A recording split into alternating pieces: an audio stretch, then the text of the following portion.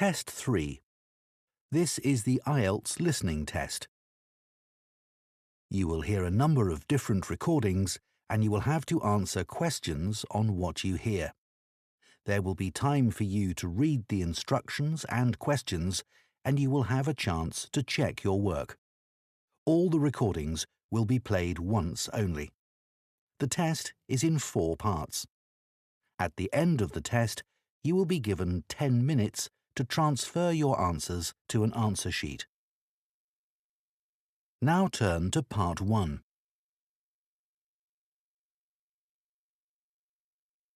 Part 1. You will hear 2 neighbours who live in an apartment block talking about shopping for food. First, you have some time to look at questions 1 to 6.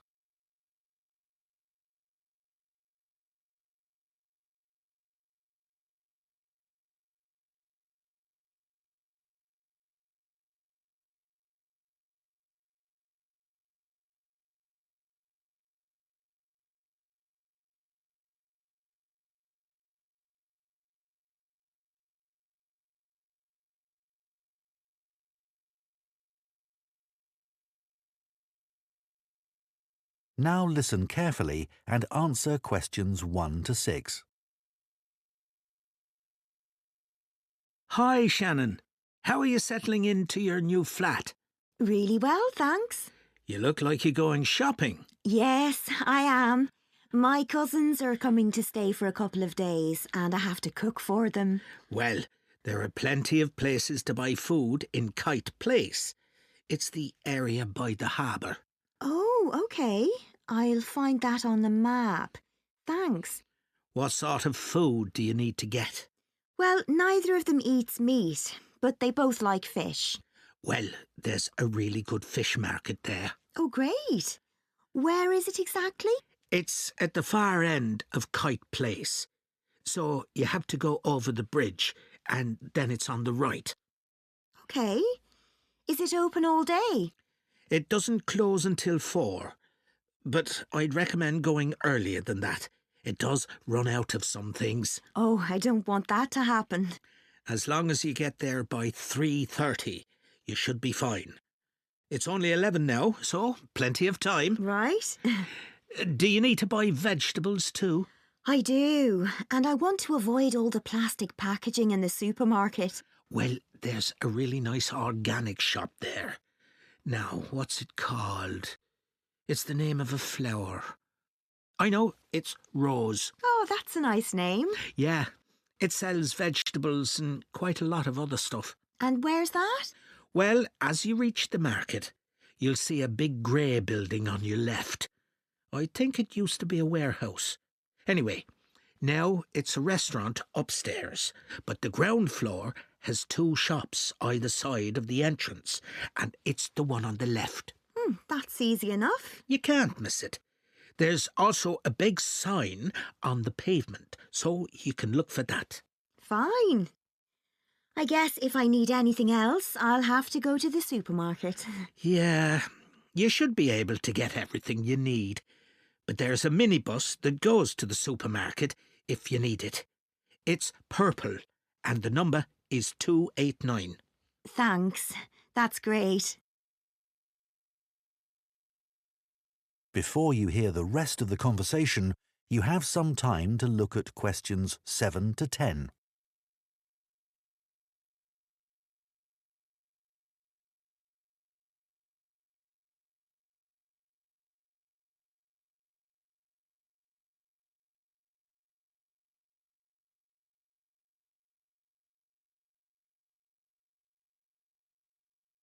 Now listen and answer questions 7 to 10. So, what do you need to get at the fish market? The salmon is always very good, and the shellfish. I'm going to make a curry, I think, and I need about 12 prawns for that. They'll have plenty of those. OK. Have you ever tried samphire? No, what's that? It's a type of seaweed. Oh. I just ask for a handful, and you fry it in butter. It's delicious. Oh, I might try that. How do you spell it? It's S-A-M-P-H-I-R-E. A M P H I R E. Great. It's always good to try something different. Yeah. I'll see what beans they have in the organic shop, and I think I'll get something for dessert there. How about a mango? I'm not sure. They're not always ripe. I'd prefer a melon. It's bigger too. Good idea.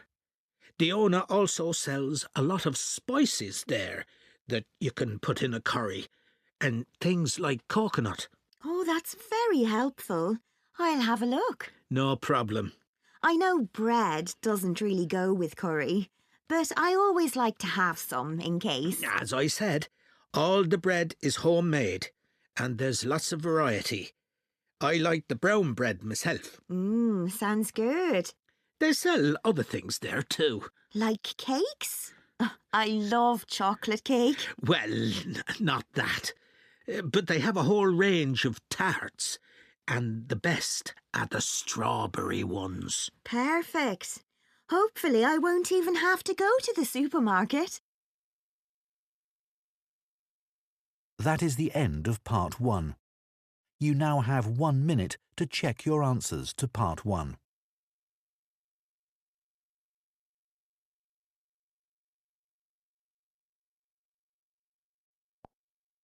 Part 2. You will hear the organiser of a children's book festival giving some information about it on a local radio programme. First, you have some time to look at questions 11 to 16.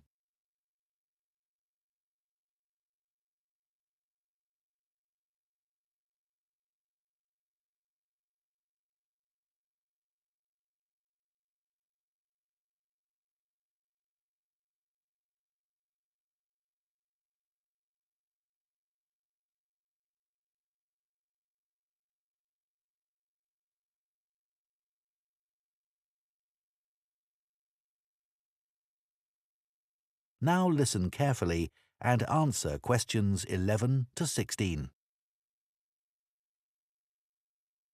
The Children's Book Festival is coming up again soon, and here to tell us all about it is the festival's organiser, Jenny Morgan. So tell us what we can expect this year, Jenny. Well, as usual, we've got 5 days of action-packed, exciting events for children, with writers coming from all over the country getting involved. Just to give you an idea of what's on offer in the workshops, first of all, there's a very special event called Superheroes. This is a chance for deaf children to share their reading experiences with author Madeline Gordon, who is herself hearing impaired. Just Do It is a practical workshop led by the well-known illustrator Mark Keane.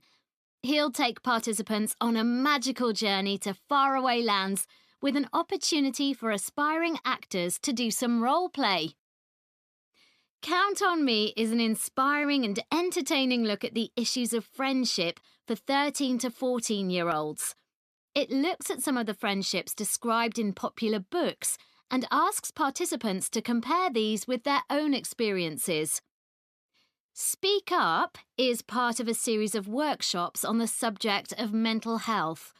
This is a creative writing workshop encouraging children to describe situations where young people experience loneliness. A recent survey revealed that children can be lonely even when they're at home with their families. Jump for Joy, as many of you will know, is the heartwarming best-selling story by Nina Karen about a young girl's trip to visit her relatives in India. It recently received the gold medal at the Waterford Awards. Nina will get children to celebrate the word joy by writing a poem. Sticks and Stones is the beautifully illustrated picture book for young readers about a community who organise an African-Caribbean festival to help local children learn about their Jamaican roots. This will be a musical event where children will have the chance to play steel drums. This is bound to be very popular, so please book as soon as possible. Before you hear the rest of the programme, You have some time to look at questions 17 to 20.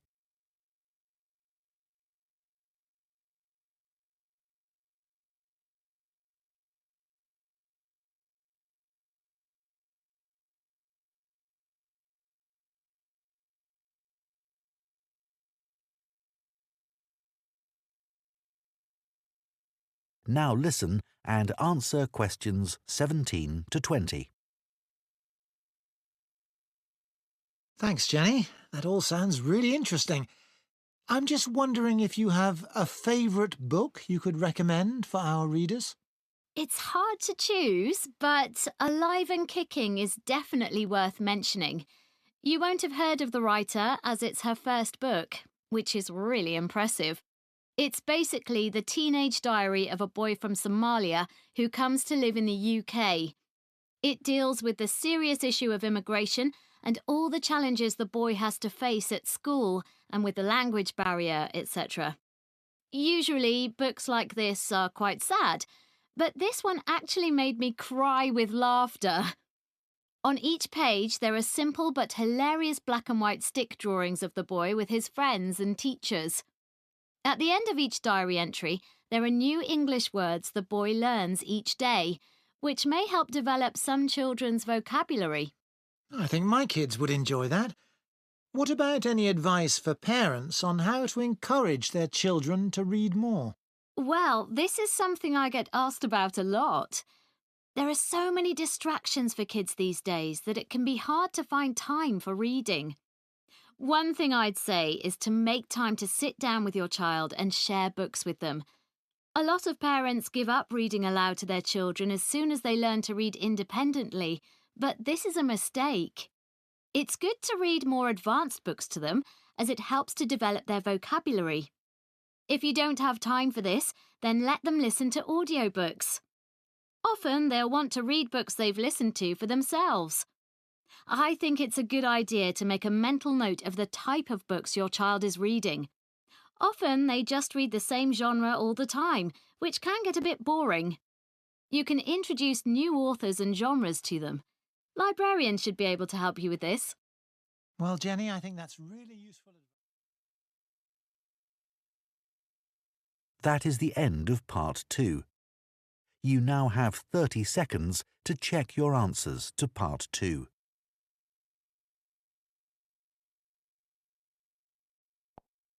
Part 3.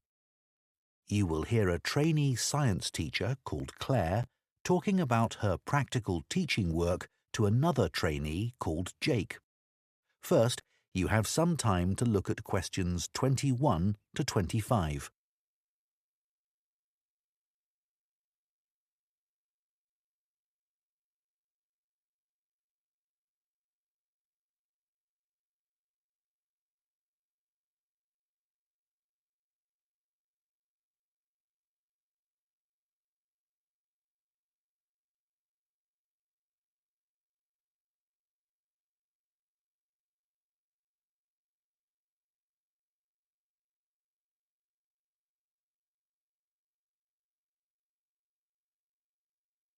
Now listen carefully and answer questions 21 to 25. Hi, Jake. How are you getting on with the practical teaching? It's harder than I expected, but I've got some great classes. How about you? Not brilliant. I'm really struggling with my Year 12 science class. Are they hard to control? Well, I don't have discipline problems as such. It's just that they don't seem to think that science has anything to do with their lives. It's depressing. They listen to what I say, and I gave them a test last week, and the results weren't too bad. But there's no real engagement. Right. And as part of my teaching practice, I have to design an experiment for them to do. I was wondering about something on the children's diets, asking them to record what they eat and maybe linking it to their state of health. Let's think. So your methodology would involve the children recording what they eat, okay, but you'd also need to have access to the children's medical records, and I don't think people would be happy about that. Confidentiality would be an issue. If you could get the right data, the conclusions might be significant, but I suspect it's not going to be easy. Right. Have you thought about doing an experiment using animals? Wouldn't that be upsetting for the children? Well, the animals don't have to be harmed in any way. It could just be an experiment where they're given a certain diet and the effects are observed. Would I have to get permission to use animals? Yes, you'd have to submit an outline of the experiment and fill in a form, but it's quite straightforward. But if we found out that, say, a particular diet affects the health of animals, the same thing wouldn't necessarily be true for people, would it? No, that's true. But the findings for any experiment are going to be limited. It's inevitable. I suppose so. So, what animals could I use to investigate the effects of diet? Mice? Yes, you'd need experimental mice, ones that have been specially bred for experiments. OK, so what will your experiment be investigating exactly? Well, something to do with nutrition. So maybe we could look at food supplements, things like extra iron and extra protein, and their impact on health. That might be rather broad. Maybe just look at the effects of one supplement, like sugar, on the health of the mice. In fact, maybe the focus could be on whether mice can control their own diet. So what happens when they have access to more sugar that they don't really need? Exactly. Do they eat it, or do they decide to leave it? Great. Then later on you could do a follow-up experiment adding another variable, like you could give some of the mice the chance to be more active, running on a wheel or something, and the others just sit around and don't do much. Or I could repeat the experiment but change the type of food I provided, or use mice with a different genetic structure. But I think your idea would be more interesting. I might think about that some more. Before you hear the rest of the discussion, you have some time to look at questions 26 to 30.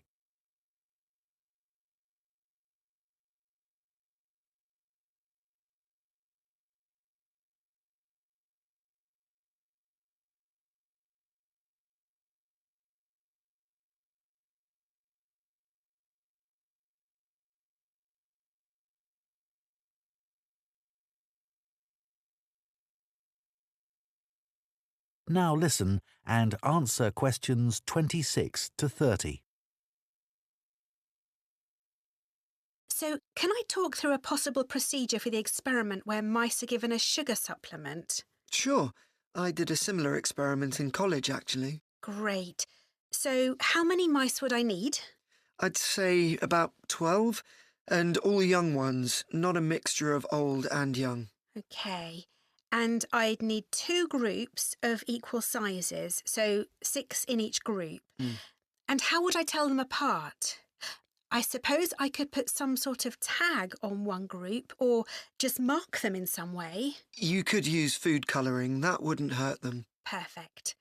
Then each group would go into a separate cage, and one group, let's call them Group A, would be the control group. So they'd just have ordinary mouse food. I suppose you can buy that? Yes, it comes in dry pellets. And the other group would have the same as the first group, but they'd also have the extra sugar. Would you just give them straight sugar? It might be better to give them something like cereal with it. Then you'd need to weigh the mice, I should think, once a week. And you'd need an electronic balance. But we can't hold them on the balance or it'd affect the reading. Exactly. So you need something called a weighing chamber to stop the mice from running away. It sounds complicated, but actually you can just use a plastic box with holes in the top. OK. So once we've measured the weight gain of each mouse, we can work out the average for each group, as well as the standard deviation, and then see where we go from there. That sounds cool.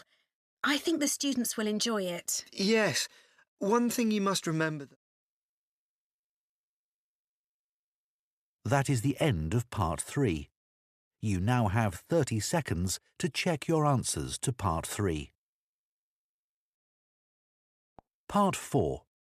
You will hear part of an environmental science lecture about microplastics. First, you have some time to look at questions 31 to 40.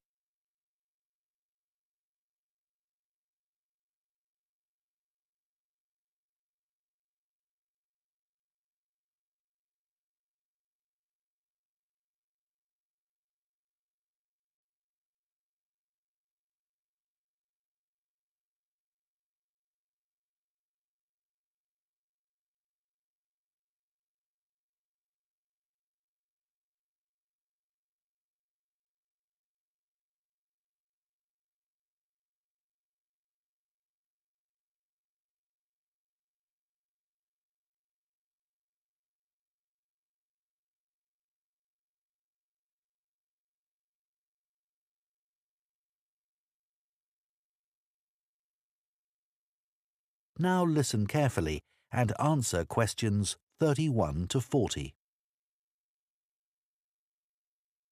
In today's lecture, I'm going to be talking about microplastics. Microplastics are tiny pieces of plastic smaller than 5 millimeters in size. Recently, there's been a greater awareness that there are large quantities of plastic waste, big and small, in the environment. The amount of plastic waste in the oceans has received widespread attention, but far less is known about the effects of microplastics in fresh water and particularly in soil. Microplastics can enter the environment via a number of different sources. Threads and microfibers detach from synthetic clothing every time they're put in a washing machine, and these find their way into the water system. Other sources include big pieces of plastic waste that are already in the environment, and these break down into microscopic particles over a period of time.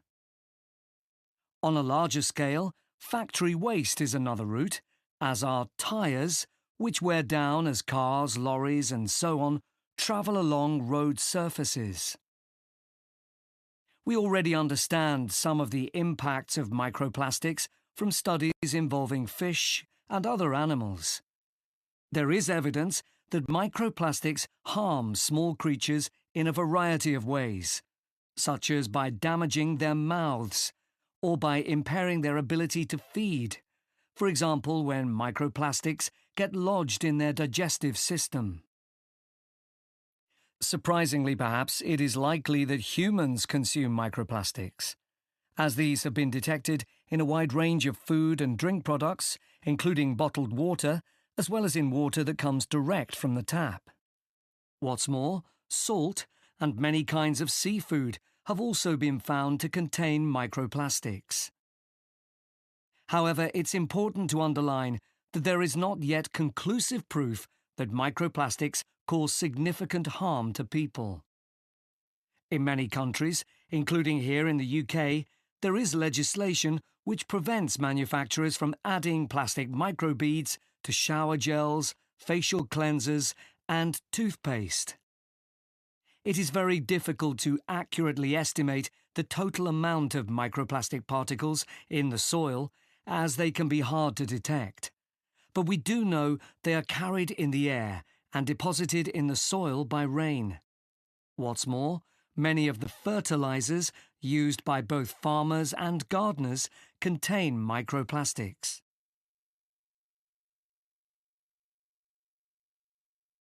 A team from the Anglia Ruskin University in Cambridge has carried out a study of the effects of microplastics on the digestive tracts of earthworms. These worms, which live in topsoil, are an essential component of our agricultural system.